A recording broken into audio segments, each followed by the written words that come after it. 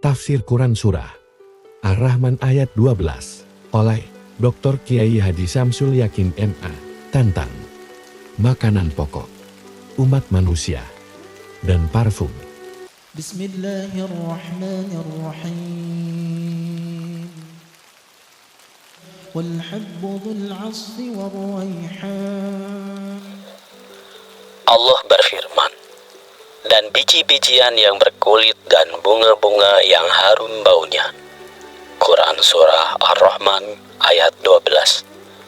Bagi Al-Zuhaili, ini adalah nikmat ke-11 dalam 13 ayat pertama dari Surah Ar-Rahman.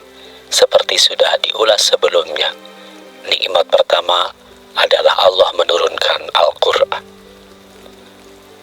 Pengarang tafsir Jalalain menyebut biji-bijian itu misalnya gandum dan jawawut. Di Indonesia, jawawut dikenal sebagai tanaman pangan sejenis serelia yang berbiji kecil dan berdiameter sekitar 1 mm.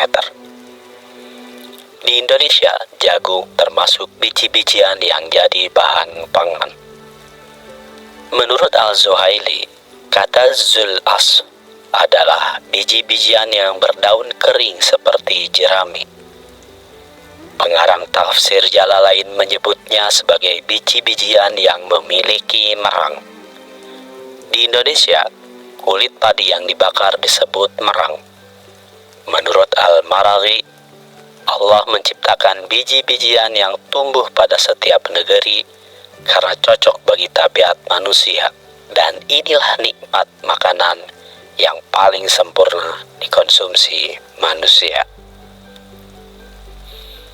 Syekh Nawawi menamakan biji-bijian yang berkulit diantaranya gandum dan padi. Ibnu Katsir menulis yang dimaksud biji-bijian adalah gandum, jawawut, dan lain sebagainya yang mempunyai bulir dan daun-daunan yang melilit batangnya. Said Qutb menyebut bahwa biji-bijian tersebut tidak hanya dikonsumsi manusia, tapi juga jadi pakan ternak. Kalau diperhatikan, para ahli tafsir menyebut 4 macam tanaman biji-bijian, yakni gandum, jawawut, jagung, dan padi. Sebelum padi dibudidayakan, masyarakat di Asia Tenggara lebih dulu menanam jawawut. Di Indonesia dikenal juga sorghum, yang bijinya bisa diolah jadi pakan ternak, bahan dasar energi biodiesel, dan bahan pangan. Selanjutnya, Allah menganugerahi raihan atau bunga-bunga yang harum baunya. Ibnu Katsir menulis raihan sebagai pohon yang mengandung aroma harum adalah daunnya dan warnanya hijau. Para ulama diketahui menggunakannya sebagai parfum. Pohon ini tidak hanya harum, tapi juga segar. Yang menarik, seperti diungkap Said Qutb, tanaman yang berbau harum ada yang dikonsumsi manusia.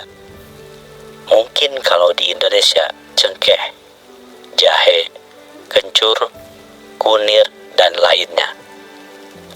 Ada juga yang jadi santapan binatang, namun ada juga yang hanya sekadar jadi penghias atau kesenangan untuk manusia.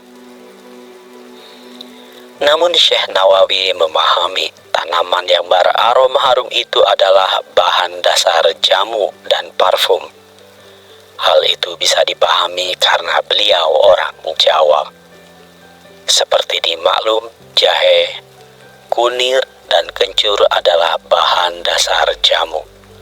Begitu juga cengkeh, kayu manis, dan akar wangi atau vetiver adalah bahan dasar parfum sebelum dicampur alkohol.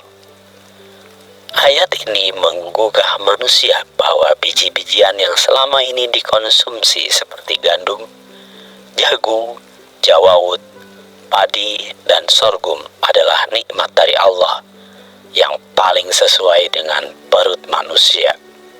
Semuanya tidak datang begitu saja, tapi Allah yang mengadakan. Begitu juga dengan bunga-bunga yang harum aromanya, yang bermanfaat sebagai parfum, jamu, dan aromaterapi. Tulisan di atas ditulis oleh Dr. Kiai Haji Syamsul Yakin MA